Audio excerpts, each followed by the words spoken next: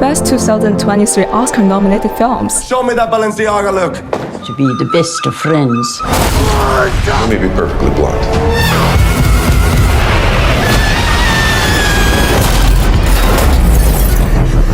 Everything Everywhere All at Once has just netted a whopping 11 Oscar nominations, among which we have the best performance in the leading role for Michelle Yeoh, who's becoming the first Asian female to win this award. Today, we're gonna explore the fantastic little-known stories of the most prominent Chinese performers in Hollywood. Who's your favorite Hollywood goddess? Zendaya, Scarlett Johansson, or Ann May Wong? Does this look remind you of the Death Dance in Love, Death and Robots? This beautiful girl might not be familiar to you, but she's the first performer with Chinese heritage who ever got into Hollywood. Surprisingly, Wong, born in 1905, still looks like a fashion icon today. Does she look like a model on Vogue's cover? As the first Chinese Hollywood star, Wong managed to infuse Chinese culture into Hollywood films. Wei Lin, screenwriter and director, believed that Wong was accepted as an artist in Europe. It was praised that Wong was a master in controlling the audience emotions and shaping impressive roles. Despite her achievements, Wong went through a very difficult time. As a nation, she suffered from lots of discriminations in the Western film industry. In the 1920s, intimate interracial interaction was strictly banned on screen, while non-white performers could only play negative roles in Hollywood. So despite Wong's talent and beauty, most of the roles she played were minor supporting roles, villains, or victims. On the other hand, traditional Chinese culture held its stereotypical view of performers, calling them 戏子, referring to someone who does not behave properly and loses face for their families. Moreover, Wong, born in LA, was not recognized by Chinese people as Chinese. Even worse, she was believed to be a national humiliation due to her negative roles in Western films, and also her modern and attractive looks for some conservative Chinese critics at the time. Sadly, Wong was fully accepted neither by Western audiences nor Chinese audiences. However, she insists to chase her dream and made around 60 films throughout her acting career. For example, The Toll of the Sea was one of the first Technicolor feature films, starring Wong as the female lead, Lotus Flower. The film tells a story about a young Chinese woman, Lotus Flower, who rescues an American, Alan, at the seashore. The two shortly fell in love and Alan promised to take Lotus Flower back to America. However, Alan ends up going back to America alone. He later returns with his American wife, Elsie, so Lotus Flower asks Elsie to take her child with Alan away. In the end, it suggested that Lotus Flower drones herself. Although Wong played the female lead for the first time as a Chinese American, her victimized role perpetuated and reinforced the Western stereotype of Asian women as vulnerable, soft and tragic. The film reminds me of The Little Mermaid. In the original story written in 1837, before Disney changed the story into a happy ending version, The Little Mermaid similarly rescued a prince from drowning. Although the mermaid sacrificed her voice to become a human, the prince eventually married the princess, and the Little Mermaid dissolves into foam. The two stories are strikingly similar. Both Lotus Flower and the Little Mermaid are tragic females from other worlds. Being seen as outsiders, the non-human and the Chinese woman are somehow considered the same, so they were destined to be excluded and eliminated, while the masculine role would always choose a partner who was as white as himself.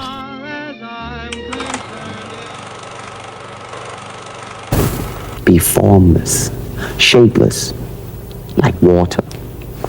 Now you put water into a cup, it becomes the cup. You put water into a bottle, it becomes the bottle. You put it in a teapot, it becomes the teapot. Now water can flow or it can crash. Be water, my friend. The most iconic Chinese Kung Fu star, it must be Bruce Lee. Lee's not only famous for his performance, but also for his philosophy and spirit of fending himself, truthfully expressing himself, and being able to be who he was. As a Chinese living in the US, Lee brought the Oriental concept of the flow to Western audiences. Lee's philosophy of flowing in the living moment as a process of becoming echoes with the Asian Chinese philosopher Lao Tzu's quote. The best of man is like water. Water benefits all things and does not compete with them. Perpetuating the Chinese wisdom of a water-like being, Lee's liquid flowing state is applied in his Kung Fu practices. As you may know, Lee's trainer was the famous martial arts grandmaster Ip Man. If you've seen the film Ip Man, you know how a seemingly tiny man uses Yong Chun, meaning internal endless in Chinese, to defeat hundreds of people. Without needing too much physical force, Yong Chun prioritized flow-like motions, consisting of 3 empty hand forms and 2 weapon forms. It is a concept-based fighting art that shares striking commonalities with Lee's philosophy. As an actor, action director, and producer, Lee's strong and masculine screen image powerfully redefined how Chinese people look in the international scope and changed the Western view that stereotypically saw Chinese as weak, vulnerable, and sick. For example, in Fist of Fury, Lee defeats the Japanese who insulted the Chinese as the sick man of East Asia, mashing the glass on the sign and making those who taunted him earlier chew up the paper bearing the derogatory words. Chinese people are proud of Lee because he showed international audiences almost for the first time that the Chinese could also be powerful, angry, masculine, and even violent. However, Lee's tragic death at the age of 32 remains to be a mystery. Lee was believed to be the fittest man with his perfect shape and martial arts skills. Unexpectedly, he suddenly passed away one night he came to his gossip girlfriend, Ding Pei's place.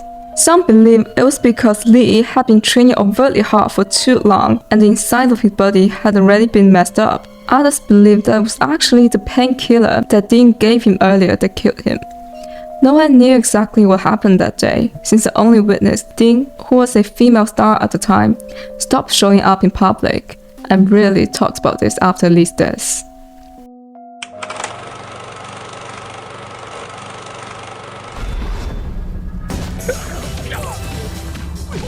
What would happen if Bruce Lee fights Jackie Chan? Jackie Chan, 14 years younger than Lee, is also one of the most famous Chinese-speaking stars internationally, who has performed in more than 150 films.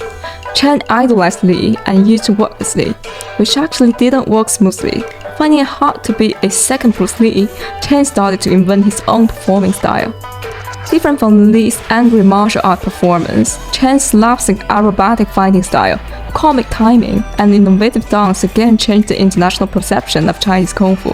Chan's comical performance softens the violence, hate, and anger in traditional action films, inventing a more playful type of Kung Fu performance that's highly recognizable internationally. Don't bother yourself.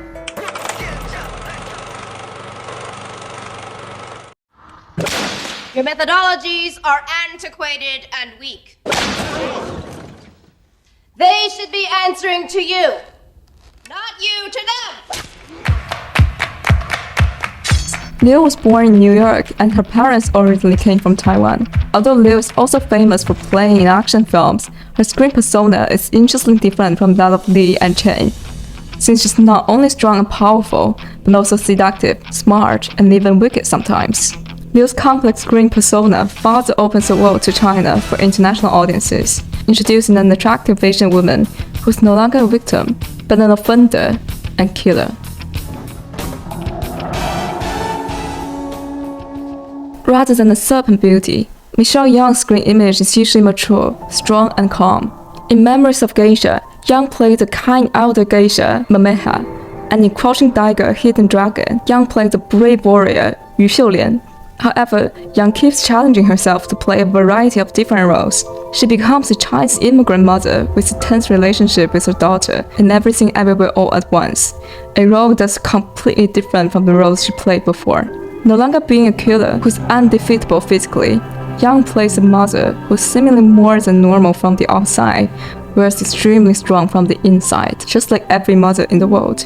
Meanwhile, the groundbreaking film challenges existing genres, breaks the fourth wall, adopts avant-garde costume design, and creatively references lots of famous films, including 2001: A Space Odyssey, Shining, Chungking Express, and The Grandmaster. Both the film and Yeoh are challenging existing rules, while Yeoh is finally becoming the first Asian lead dress winner in Academy history after a nearly 40-year career overseas and several attempts to break into Hollywood. Some believe that if Chinese male actors like Lee and Chen have shown the world that Chinese men can be fit and strong, actresses like Lucy Liu and Michelle Yeoh tell the international audiences that Chinese-speaking women can also be strong, powerful, and smart. While Chinese actors and dresses are becoming increasingly prominent in Hollywood, the though the process of which is still very slow and difficult. Chinese directors or auteurs are also striving to get international recognition. Next time, I'm gonna talk about the remarkable stories and controversies of Chinese directors in the international scope.